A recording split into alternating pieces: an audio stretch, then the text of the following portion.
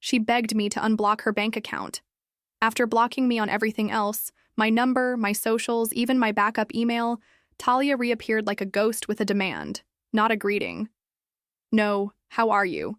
No, I'm sorry. Just, please, Grayson, I need access to the account. It's urgent. I didn't know what hurt more, the coldness of her silence or the desperation in her return. We were together for 2 years. Built dreams from scratch, merged finances, planned cities, named future kids we'd probably never have now. And then, overnight, she was gone. One message before she vanished. I think we want different lives. Don't reach out. And I didn't, even when I couldn't sleep. Even when I replayed our last conversation 1,000 times. I respected her silence even though it killed me. But now, after months of nothing, now she wants money. I stared at the transaction request sitting in my inbox. $8,000 from our shared future fund, the one I built. She barely added anything to it, but suddenly she had urgent needs. I didn't say a word. I just denied it. A second request came. Then a third, each bigger than the last, each followed by a colder, angrier email. You're being selfish. You don't need it. You owe me. No, I didn't owe her a damn thing. Not anymore. But part of me still wondered, why now? Why? Come back only for the money. Why beg with a trembling voice after disappearing like I meant nothing? The answer came in a name I never wanted to hear again. Kyson, her so-called friend, the one she always laughed too hard with, the one who stayed behind after parties, the one she promised was just a business partner. Now she was saying he was dangerous. Now she was saying he knew about the money, and somehow I was the only one who could save her. She blocked me to escape. Now she wanted access to survive, and I couldn't tell if she was using me again, or if I was her last lifeline.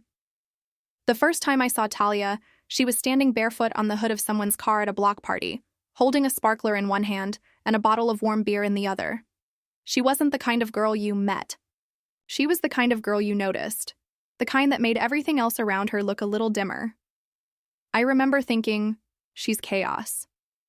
But I didn't know then that chaos can feel a lot like magic when you're lonely enough. We talked that night, nothing deep. She asked what I did. I told her I worked in finance, which earned a soft eye roll and a smirk. She said I looked like someone who didn't know how to enjoy anything. So I told her she looked like someone who'd ruin me. She laughed, said, maybe that's what you need? I should have known that was a warning. But back then, warnings looked like invitations, and I wanted in. I wasn't used to girls like her. My world was spreadsheets, leases, annual goals. Hers was midnight drives, impulse tattoos, and let's just see what happens. But somehow it worked. Opposites. Or maybe I was just bored of safety.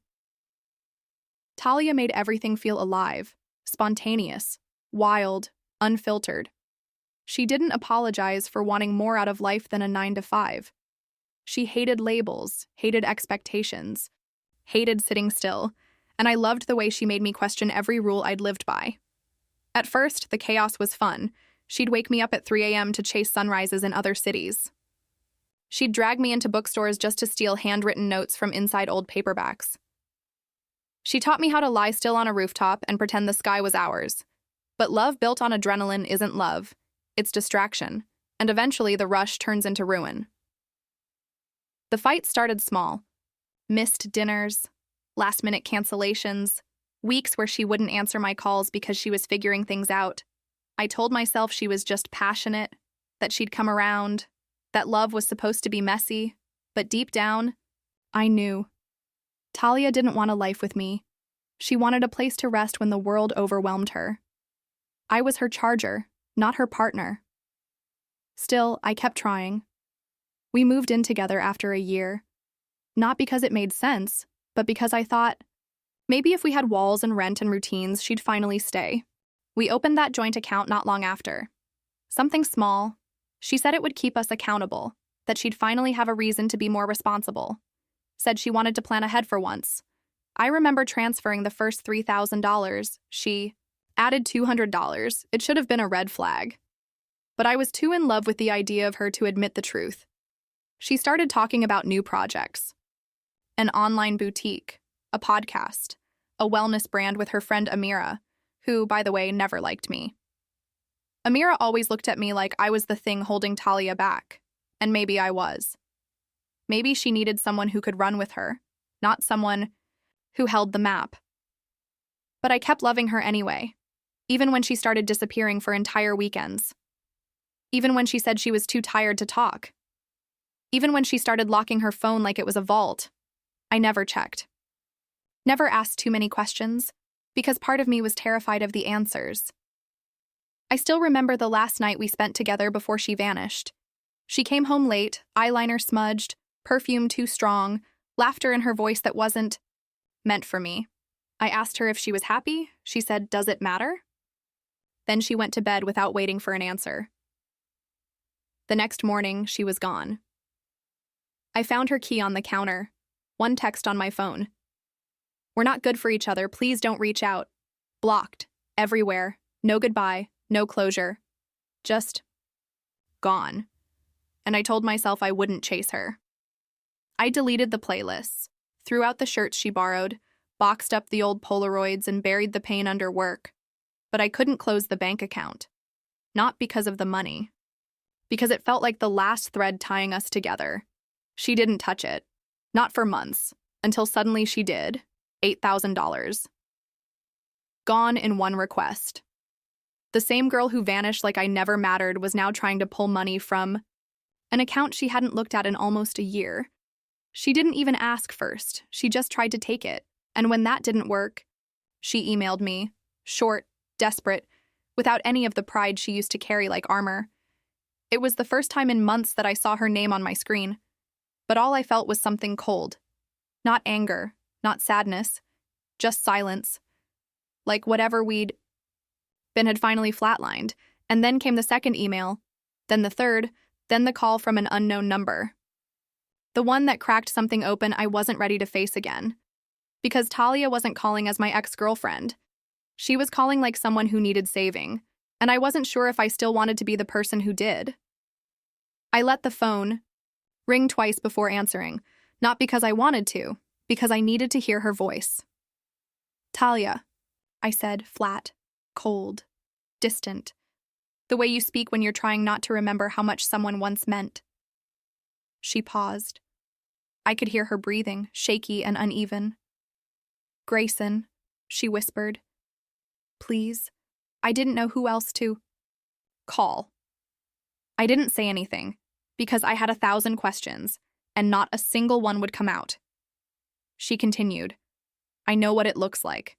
Me trying to take the money. I didn't have a choice." "Everyone has a choice," I said. "No, not this time," she replied, her voice breaking. "Kyson knows about the account." And there it was. His name, the one that always hovered in the air between us, unspoken but never forgotten. Her business partner. The one she said was harmless. The one she laughed with just a little too much. The one she swore was just a friend. "I wasn't going to touch the money," she said, rushing now. "But then he found my laptop. He saw the balances. He said I owed him, that if I didn't get it to him, he'd—" She stopped. "Talia," I said slowly, "are you in danger?" Silence. Then she whispered, "I don't know." My mind spiraled. The Talia I remembered wouldn't have let anyone control her. But the Talia I knew had always danced on the edge of destruction, like she was waiting for someone to pull her back or push her over. And now she sounded like she was already falling. I asked, "What did he want the money for?" She hesitated. "His new startup. He needed seed capital. Promised me I'd get it back. But when I said no, he flipped. Said I'd let him on. That I made promises." My stomach turned. "You didn't, right?" "I didn't mean to," she said quietly. "I was just scared. I didn't think he'd take it this far." "You left me, Talia. Cut me off. You said we were over. Now you're back because some guy you trusted more than me turned out to be a mistake?" "It's not like that." "Then tell me what it is like." She started to cry. and I hated how that still got to me. Even after everything. I thought I was doing the right thing, she said. I thought if I left, I could figure myself out. But I didn't. I got lost. I made bad choices. I trusted the wrong people, and now… Her voice broke again. Now I'm just trying to survive. I sat there, gripping my phone so hard my fingers went numb. Please, she begged. Just unlock the account. Let me take the money. I swear it's the last thing I'll ever ask you for. I almost laughed, because that's what she always said, the last thing. And it never was. I told her I'd think about it and hung up before she could say anything else. That night I couldn't sleep. I kept seeing her in my mind. The way she used to smile at me from across the kitchen. The way she danced barefoot to music only she could hear. The way she promised she'd never leave without saying goodbye. But she had. And now she wanted back in. Not for love. Not for us, but for safety. From him. The next morning, I called my bank and froze all transfers on the account. It wasn't revenge. It was survival. If she wanted the money, she'd have to go through me. 2 hours later, she showed up at my apartment. I hadn't seen her in 7 months. She looked the same, just heavier. Not in weight, in energy. In the way her shoulders slumped, her eyes darted like she hadn't slept in days. Grayson, she said, barely above a whisper. I didn't invite her in. She didn't ask. We stood in the hallway like two strangers with too much history between them. You're really not going to help me? She asked. I did help you, I said, for 2 years, and you left without a word. I thought I was doing you a favor. By ghosting me, she looked down. I didn't know how to say goodbye. I laughed. Sharp. Bitter. You didn't say anything. She stepped closer. I know I messed up. I know I don't deserve anything from you. But this isn't about us. This is about survival. He's not who I thought he was. I'm scared. Grayson. And for the first time, I believed her. Not because I wanted to. Because I saw it in her eyes. The thing you can't fake when your world is collapsing. Panic. Guilt. And something else. Regret. But I wasn't sure if that regret was for what she did to me or what he was about to do to her. I told her I needed time to think. But time didn't help. Time made everything worse. Every second after she walked away from my door felt like drowning in the same questions I'd already tried to forget. Why now? Why come back only to ask for something that had nothing to do with us? Was she lying, or had she really spiraled that far down without me? I didn't know what scared me more, believing her or not believing her. I sat on the edge of my bed that night, staring at the wall like it could give me an answer. It didn't. All I could see was her face from earlier, the way her hands trembled, the panic in her voice when she said his name. Kyson. That name had haunted the edges of our relationship since the start. She never admitted anything, but he was always there, always around, always just one call away. I remember the first time she mentioned him. He's harmless, she said. He just believes in my ideas when no one else does. Maybe that should have been the first red flag, that I wasn't the one she trusted with her dreams. Now he wasn't harmless. Now he was dangerous, and I was somehow the one holding the key to her safety. But something inside me kept pulling back. A part of me still burned from how she left, still bled from the quiet goodbye I never got. What if this was just another manipulation? Another trick to make me feel needed so she could disappear again when it was over? I told myself I didn't care, that I was past all of this, that I was stronger now. But the truth was, I wasn't. I'd never stopped loving her. I just learned how to live with the silence. Now the silence was broken, and I was unraveling all over again. I didn't eat that night. Didn't sleep. Just sat in the dark, hearing echoes of every moment that led us here.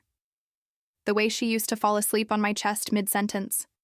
The way she'd whisper, I don't deserve you. After every fight. The way I kept choosing her even when it hurt. And now? The way she came back not with love, but with fear in her eyes. I didn't know what I hated more. Her needing me again, or how fast I was willing to pick up the pieces. The next day, I stayed home from work. I tried to convince myself it was because I needed rest. But the truth was, I didn't want to miss another call from her. I kept watching my phone, waiting for something that wouldn't come. Then, late afternoon, I heard a knock. Not my door, my window. I rushed over. It wasn't her, it was a rock, thrown hard enough to crack the glass but not shatter it. I looked down. No one was there. But taped to the front of my mailbox was a note. No envelope. No name. Just shaky handwriting and smeared ink. She owes me. If you freeze her out, I come for both of you. I stared at it for a long time.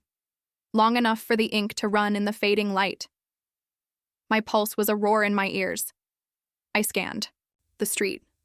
Nothing. No sign of who left it. I didn't know if it was real. I didn't know if it was him. But I knew the message was meant for me. I texted her. She didn't reply. I texted again. Called. Still nothing. And now the silence was different. It wasn't cruel. It wasn't distant. It was scared. She was scared. And now I was too. I couldn't think straight. Couldn't sit still. I walked circles around my apartment like that would help me understand what was happening. Why hadn't she told me it was this bad? Why hadn't I asked more when she first called? Why did I still care? And more than that, what was I supposed to do now?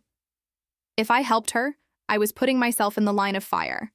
I didn't know what Kyson was capable of, but he wasn't subtle. He wasn't bluffing, but if I didn't help her, she'd fall. And I didn't know if she could survive it this time. Everything inside me twisted. This wasn't just about money anymore. This was something darker, deeper, something we should have never been a part of, but we were in it now, and somehow, I was the only person who could pull her out, if she even wanted to be saved. I finally got a text from her. It came at 2:17 a.m. Just one line. He knows where you live. I didn't sleep after that. Didn't move from the edge of my bed. Just stared at the message until the screen dimmed and the quiet started to feel loud again. My heart wasn't racing, it was pounding. Like it wanted out of my chest. Not because I was afraid for myself, because I realized I wasn't just in this anymore. I was a target now, and he wasn't hiding it.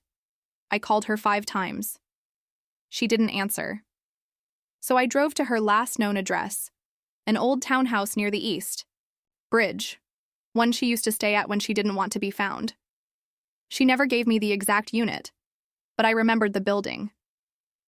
And somehow, I remembered the window she once waved at me from. The lights were off. No car outside. No signs of life. I waited. Half an hour. Then an hour. And then I saw her. Not walking. Running. Shoes in one hand. Backpack flung over her shoulder, tears streaking down her face. She didn't see me until I stepped out of the car and called her name. She froze like she'd been caught in a dream she couldn't wake up from. Then she ran straight into my arms. I held her, and she broke. I tried to stop him, she whispered. I swear I did, but Kyson doesn't let things go. What happened? She pulled away, looked around like someone was watching. Then she reached into her bag and pulled out a USB drive. What is that? Proof, she said, of everything. His fake investors, the offshore accounts, the crypto fraud. He's been laundering money through fake startup shells. He used my name to file the paperwork. I stared at the drive in her hand. She wasn't just scared of him. She was involved. Maybe not willingly. Maybe not knowingly. But it didn't matter. If that drive was real and she was tied to it, then this wasn't just about a bank account anymore. It was federal. It was criminal. It was dangerous. You need to go to the police, I said. She shook, her head violently. They won't protect me, she said. He has people. I already tried once. The officer I spoke to got reassigned the next day. So, what do you expect me to do with this? She looked at me like I was her last chance. Keep it, she said. Just for now. If something happens to me, I need someone I trust to have it. I nearly laughed. Trust? I said. You blocked me, erased me, left me to pick up the pieces of a life you shattered. I know, she said. I know what I did, but right now I don't have anyone else. The part that hurt the most, I believed her. I took the drive. And with it, I took every consequence that came with it. I kept the drive, tucked it inside a book on the second shelf of my living room, spine cracked just enough to go unnoticed. I didn't look at it, didn't copy it, didn't touch it again. But I felt it every time I walked past that shelf, like it was humming through the walls. I didn't hear from her again for 3 days, not a single text, no missed calls, just silence.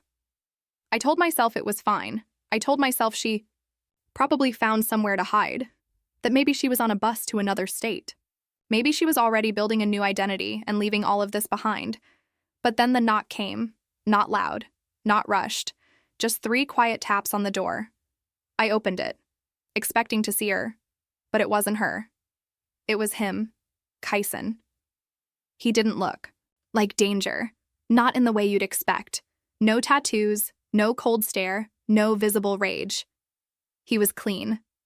Hands in the pockets of a tailored coat, sneakers too white to have ever seen real pavement. But his eyes were empty. Grayson, right? He asked. I didn't answer. He smiled anyway. I figured you'd be taller. He walked past me like he owned the place, like he'd been here before, like he didn't need permission. I'll make this easy, he said, glancing at my bookshelves. I need something that belongs to me, or rather, something someone took that shouldn't have. I didn't move. You think you know who I am? He continued, pacing the edge of the room, like a shark testing water. You don't. You think you're protecting her, but what you're actually doing is putting yourself in the middle of a situation that has nothing to do with you anymore. I said nothing. He turned, walked right up to me. Too close. Where's the drive? I don't know what you're talking about. Wrong answer. His fist moved so fast I didn't even see it coming. It landed just beneath my ribs, clean and sharp. I gasped. My knees buckled, but I didn't fall. He leaned in. You've got one chance to rethink that. I wanted to fight back. I wanted to slam the door in his face and scream and call the cops and drag him into every courtroom in the country. But I knew he wasn't bluffing. This wasn't some empty threat from a jealous ex. This was someone who'd done this before, who'd gotten away with it. More than once. I took a breath. Straightened up. Met his eyes. She's not yours to silence. He laughed. Actually laughed. Silence her? He said. Grayson, she's been doing that to herself since day one. He stepped back. But okay, be a hero. Hold on to it. Just know, if she disappears, that's on you, not me. He walked out without another word, and for the first time in my life, I locked the door behind someone and actually wondered if it would hold. I collapsed onto the couch, and everything hit me. At once, the pain, the fear, the doubt. What if I was wrong about her? What if she'd known exactly what she was doing all along? What if Kyson was telling the truth? His version of it anyway? What if the person I thought I loved never existed in the first place? Couldn't carry the weight anymore, so I opened the book, pulled out the drive, and plugged it in. It wasn't just spreadsheets, it was everything. Shell companies, offshore accounts, fake invoices, names, contracts. Talia's name was everywhere, her signature, her email, her IP address. It looked bad, worse than I expected, and for a moment my stomach turned. Had she lied to me again? Had she played me all over again? Was this just another escape hatch she'd handed off so she could run clean? I closed my eyes, and that's when I heard her voice. Not in the room, in my head. One of the last things she said before she gave me the drive. He used my name for everything. He made me sign things I didn't understand. He told me it was normal. Remembered the panic in her voice, the way her hands shook when she gave it to me, and I realized something I hadn't before. Talia wasn't stupid. She was reckless, impulsive, messy, but she wasn't stupid. If she gave me this, knowing what it looked like, it meant she trusted me to see past it, to remember who she used to be before she broke everything, to believe that she didn't want this life. And I did believe that, even if I hated myself for it. So I made a choice. I picked up my phone. And I made a call, not to her, to someone else, a friend in compliance who owed me more favors than I could count. I didn't give names, just facts, files, numbers. Someone's laundering money, I said. And they left a paper trail so obvious, it almost looks intentional. It wasn't enough for a raid, but it was enough for an investigation, and maybe, just maybe, that would be enough to keep her alive. I didn't hear from her that night, or the next. And every hour felt like a countdown. Until, finally, I got a message from an unknown number. No name. Just, "They came. I'm safe. I'll explain everything when I can. Thank you." I stared at the screen for a long time, and I realized I'd been holding my breath. Talia was safe. Kyson was exposed, and me? I didn't know anymore. I wasn't the victim. I wasn't the hero. I wasn't even sure I was the person she used to love. But I knew one thing. I had made the right choice. Not because it saved her, but because it saved me. For the first time in years, I made a decision that wasn't about the past. It wasn't about revenge. It wasn't about what I lost. It was about what I was still capable of saving, even if that meant letting go of the person who once broke me. 3 weeks passed before I saw her again. She didn't warn me, didn't call, didn't text. She just appeared, standing, in the middle of my office lobby, wearing the same black coat she used to borrow when it rained, looking like she didn't know whether to cry or vanish. I didn't say anything, neither did she. We just looked at each other, like we were two survivors standing at the edge of the same wreckage, trying to decide if it was safe to walk through. The ashes. She stepped forward. "I didn't think you'd actually do it," she said softly. I raised an eyebrow. "Turn him in?" She nodded. "I wasn't doing it for you." "I know," she said. "That's what made it real." She sat, down across from me, quietly folding her hands in her lap. There was a stillness in her now, like she'd finally stopped running, but not because she wasn't afraid anymore, because she had nowhere left to run. "I lost everything," she said. "They froze my accounts. My name's still under review. I'm cooperating, but I might go down with him." She wasn't asking for pity. That much was clear. Just honesty. Just something human. "They're not after you," I said. "They're after the network. You were a tool. You're just helping them rebuild the rest of the map." She looked up, eyes tired. "I don't know who I am without all of it." And I understood that more than I wanted to admit. I thought about the drive, still in my safe. The one I never turned in. I gave the feds just enough to start the fire, but I held on to the matchbox. Not to protect her, to protect me, because I wasn't done yet. Kyson's arrest made headlines. Fraud, racketeering, threats of violence. They found more buried under his shell companies than anyone could have guessed. But the real twist, the names that came out after, people he worked with. People who funded him, people who built businesses on stolen money and fake investor pools. Names I recognized from conferences, clients, CEOs, even one man who once tried to buy my own company out during its roughest year. And now they were exposed. One by one. Quiet headlines, frozen assets, boardroom whispers. They were falling like dominoes, and I watched every one of them go down. Not because I hacked anyone, not because I fought dirty, because I knew where to look. The irony? It all started with a girl who broke my heart and begged me for a second chance, so I blocked her request and ended up unblocking the truth. I became the anonymous source, the shadow consultant, the one who whispered to journalists from Burner, emails, the one who fed tips into the right hands at just the right time. And I never asked for credit, because credit can be traced. I watched them fall quietly, like they never even knew I was watching. Like they didn't realize the person they underestimated the most was the one who burned everything down behind the curtain. That was my revenge. Not a headline. Not a confrontation.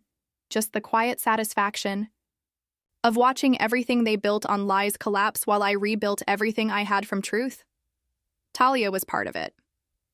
But she wasn't the target. She was the spark. I didn't hate her anymore. I didn't love her either. She was a lesson I finally understood.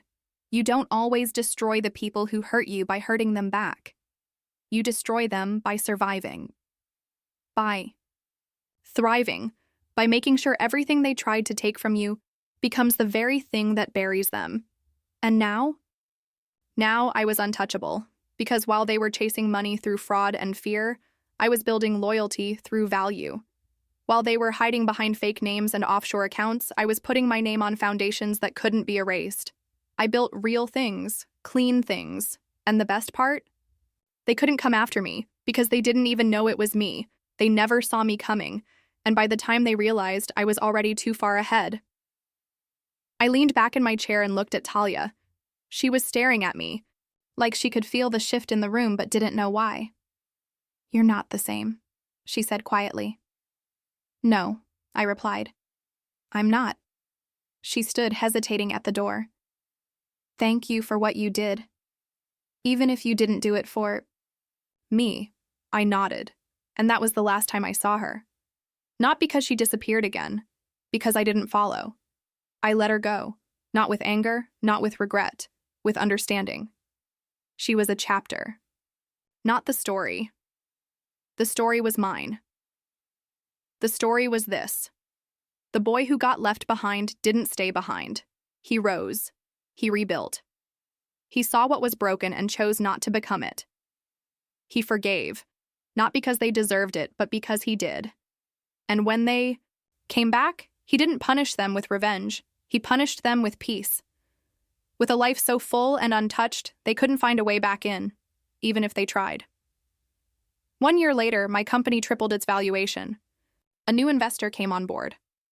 A woman named Amira, Talia's old friend. She didn't recognize me at first, not until the deal was signed. And when she finally realized who I was, she froze. I smiled politely across the table. "You're Grayson," she said. "I am." She told me you'd vanished. "Funny," I said. "That's what they all thought." She didn't say much after that, but I could see it in her face. They were watching now. The ones who'd dismissed me. The ones who said I was too quiet, too stable, too ordinary. They were watching me write a legacy they'd never be a part of, and that was enough. No viral takedown, no angry speech, no final confrontation with the girl who walked away. Just this. Success she couldn't borrow, peace she couldn't destroy, and power they couldn't trace. I didn't block her to be cruel. I blocked her to begin, and when she begged me to unblock her bank account, I gave her something better. The truth, the silence, and the ending. She wrote the betrayal. I wrote the epilogue, and mine will be the one they remember.